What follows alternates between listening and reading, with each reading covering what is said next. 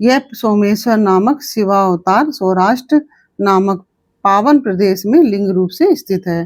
पूर्व काल में चंद्रमा ने इनकी पूजा की थी। वहीं संपूर्ण पापों का विनाश करने वाला एक चंद्र कुंड है, जिसमें स्नान करने से बुद्धिमान मनुष्य संपूर्ण रोगों से मुक्त हो जाता है। परमात्मा शिव के सोमेश्वर नामक महालिंग का दर्शन करने से मनुष्य पाप से छूट जाता है और उसे भोग और मोक्ष सुलभ हो जाते हैं। ओम नमः शिवाय। कैसे हैं आप लोग? ईश्वर कृपा से आप सब अच्छे होंगे। ईश्वर सब पे कृपा बनाए रखे, सबका कल्याण करे। आज मैं बताने जा रही हूँ श्री शिव महापुराण के शतरुद्र संहिता अध्याय नंबर 42 शिव जी के 12 ज्योतिर्लिंगावतारों का सविस्तार वर्णन। ओम नमः शिवाय, ओम नमः शिवाय, हर हर बोले नमः शिवाय। गंगाधराय शिव गंगाधराय, हर हर बोले नमः शिवाय। नमः शिवाय, ओम नमः शिवाय, नमः शिवाय, ओम नमः शिवाय, ओम नमः शिवाय। नंदीश्वर जी कहते हैं, मुने अब तुम सर्वव्यापी भगवान शंकर के 12 अन्य ज्योतिर्लिंग स्वरूपी अवतारों का वर्णन श्रवण करो, जो अनेक प्रकार के मंगल करने वाले हैं। उनके नाम ये हैं: सौराष्ट्र में सोमनाथ, शीशैल पर मल्लिकार्जुन, उज्जैनी में महाकाल, ओंकार में ओंकारेश्वर, हिमालय पर केदार, डाकनी में भीमशंकर, काशी में विश्वनाथ, गौतमी के तट पर त्र्यंबकेश्वर, चिताभूमि में वैजनाथ, दारुक वन में नागेश्वर, सेतुबंध पर रामेश्वर और शिवालय में घुश्मेश्वर। मुने परमात्मा शंभु के ये 12 अवतार हैं। ये दर्शन और स्पर्श करने से मनुष्यों को सब प्रकार का आनंद प्रदान करते हैं। मुने उनमें पहला अवतार सोमनाथ का है। यह चंद्रमा के दुख का विनाश करने वाला है। इनका पूजन करने से क्षय और कुष्ठ आदि रोगों का नाश हो जाता है। यह सोमेश्वर नामक शिवावतार सौराष्ट्र नामक पावन प्रदेश में लिंग रूप से स्थित है। पूर्व काल में चंद्रमा ने इनकी पूजा की थी। वहीं संपूर्ण पापों का विनाश करने वाला एक चंद्र कुंड है, जिसमें स्नान करने से बुद्धिमान मनुष्य संपूर्ण रोगों से मुक्त हो जाता है। परमात्मा शिव के सोमेश्वर नामक महालिंग का दर्शन करने से मनुष्य पाप से छूट जाता है और उसे भोग और मोक्ष सुलभ हो जाते हैं। तात शंकर जी का मल्लिकार्जुन नामक दूसरा अवतार शीशैल पर हुआ है। वह भक्तों को अभिष्ट फल प्रदान करने वाला है। मुने भगवान शिव परम प्रसन्नता पूर्वक अपने निवास भूत कैलाशगिरी से लिंग रूप में शीशैल पर पधारे हैं। पुत्र प्राप्ति के लिए इनकी स्तुति की जाती है।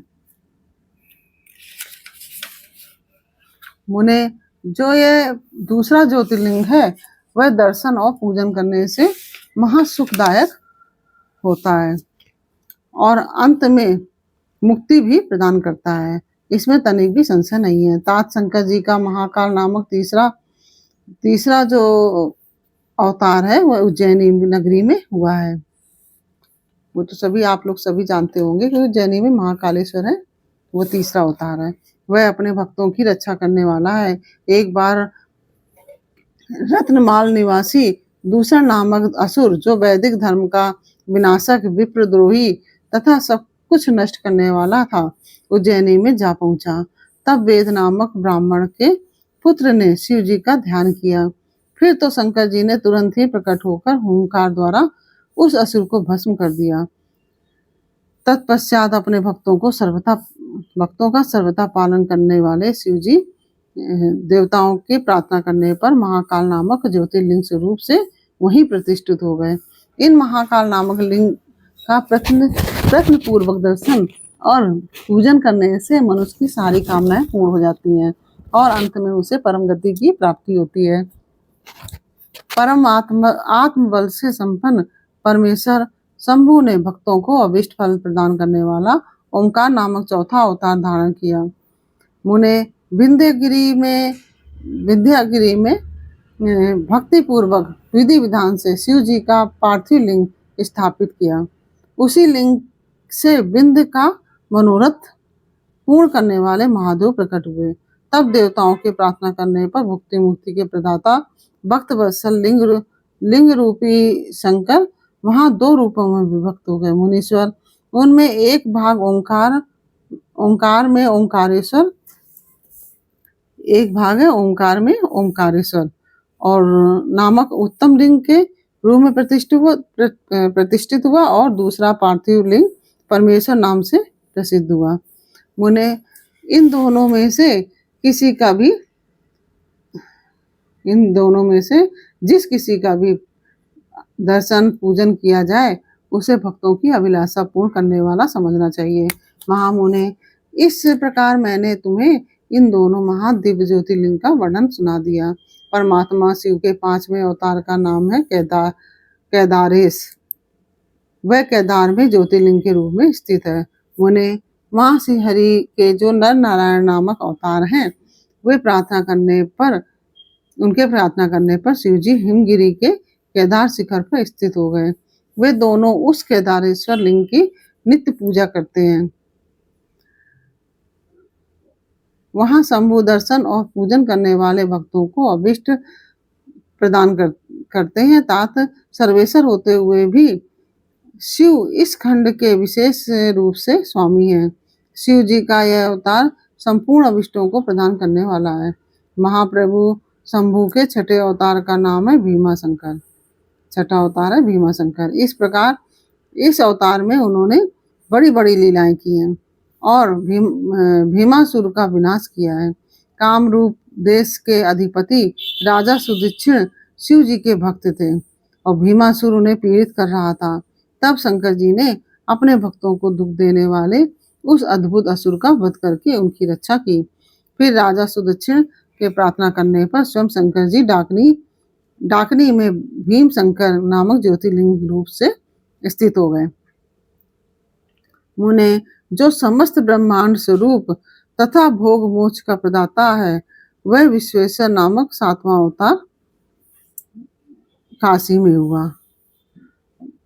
मुक्तिदाता सिद्ध स्वरूप एवं मुक्तिदाता सिद्ध स्वरूप स्वयं भगवान शंकर अपनी पूरी काशी में ज्योतिर्लिंग रूप में स्थित हैं। विष्णु आदि सभी देवता, कैलाशपति शिव और भैरव नित्य उनकी पूजा करते हैं। जो काशी विश्वनाथ के भक्त हैं और नित्य उनके नामों का जाप करते रहते हैं, वे कर्मों से निर्लिप्त होकर केवल पद के भागी होते हैं। चंद्रशेखर शिव का जो त्र्यंबक नामक 8वां अवतार है, वह गौतम ऋषि के प्रार्थना करने पर गौतमी नदी के तट पर प्रकट हुआ था। गौतम की प्रार्थना से उन मुनि को प्रसन्न करने के लिए शंकर जी ने प्रेम पूर्वक ज्योतिर्लिंग स्वरूप से वहां अचल होकर स्थित हो गए और उन महेश्वर का दर्शन और स्पर्श करने से सारी कामनाएं सिद्ध हो जाती हैं। तत्पश्चात मुक्ति भी मिल जाती है। शिव जी के अनुग्रह से शंकर प्रिया परम पावनी गंगा गौतम के स्नेहवश वहां गौतमी नाम से प्रवाहित हुई हैं।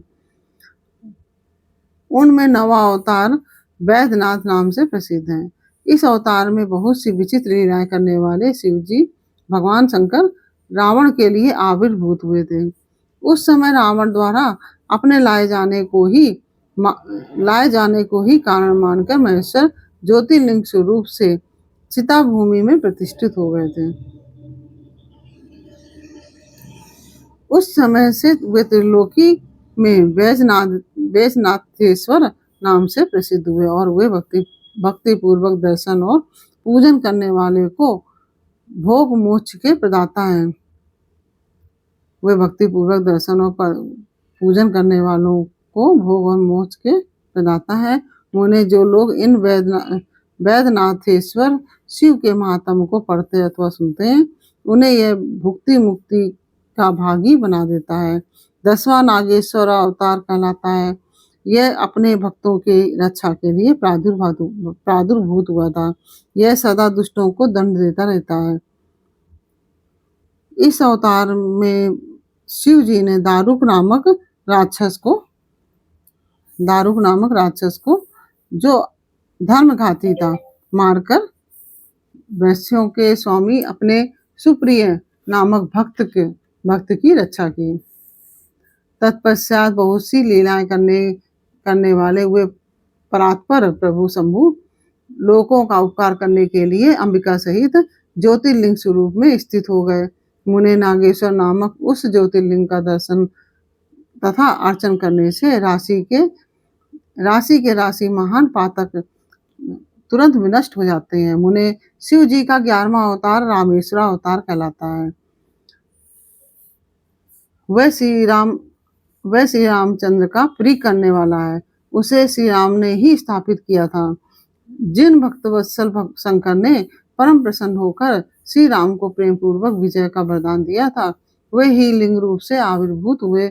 मुने तब श्री राम के अत्यंत प्रार्थना करने पर वे सेतु बंध पर ज्योतिर्लिंग रूप से स्थित हो गए। उस समय श्री राम ने उनकी भली भांति सेवा पूजा की। रामेश्वर की अद्भुत महिमा की भूतल पर किसी से तुलना नहीं की जा सकती। यह सर्वदा भुक्ति मुक्ति की प्रदायिनी तथा भक्तों की कामना पूर्ण करने वाली है। जो मनुष्य सद्भक्ति पूर्वक रामेश्वर लिंग को गंगा जल से स्नान कराएगा, वह जीवन मुक्त है। वह इस लोक में जो देवताओं के लिए भी दुर्लभ है, ऐसे संपूर्ण भोगों को भोगने के पश्चात परम ज्ञान को प्राप्त होगा। फिर उसे केवल मोक्ष मिल जाएगा। घुसमेश्वर अवतार शंकर जी का 12वां अवतार है। वह नाना प्रकार की लीलाओं का करता है। भक्तवत्सल तथा घुसमा को आनंद देने वाला है। मुने घुसमा का प्रिय करने के लिए भगवान शंकर दक्षिण दिशा में स्थित देवसेल के निकट एक सरोवर में प्रकट हुए थे। मुने घुसमा के पुत्र को सुधे ने मार डाला था। उसे जीवित करने के लिए घुसमा ने शिव जी की आराधना की। तब उनकी भक्ति से संतुष्ट होकर भक्तवत्सल शंभु ने उनके पुत्र को बचा लिया। तदंतर कामनाओं के पूरक शंभु घुसमा की प्रार्थना से उस तड़ाक में ज्योतिर्लिंग रूप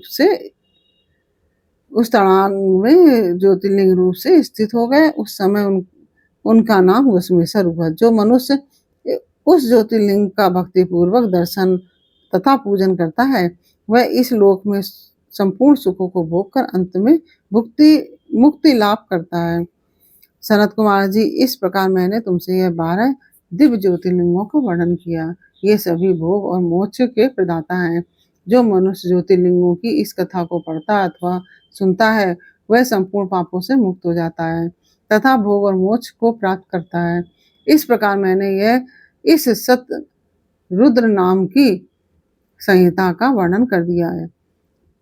यह शिव के 100 अवतारों की उत्तम कीर्ति से संपन्न तथा संपूर्ण अभिष्ट फलों को देने वाली है। जो मनुष्य इसे नित्य समाहित चित्त से पढ़ता अथवा सुनता है, उसकी सारी लालसाएं पूर्ण हो जाती हैं और अंत में उसे निश्चय ही मुक्ति मिल जाती है। इस प्रकार से यह अध्याय पूर्ण हुआ और इस अध्याय के साथ साथ सतरुद्र संहिता भी संपूर्ण हुई। और यह आपको पूरा अध्याय और पूरा सतरुद्र संहिता कैसी लगी, यह मुझे कमेंट बॉक्स में अवश्य बताइए।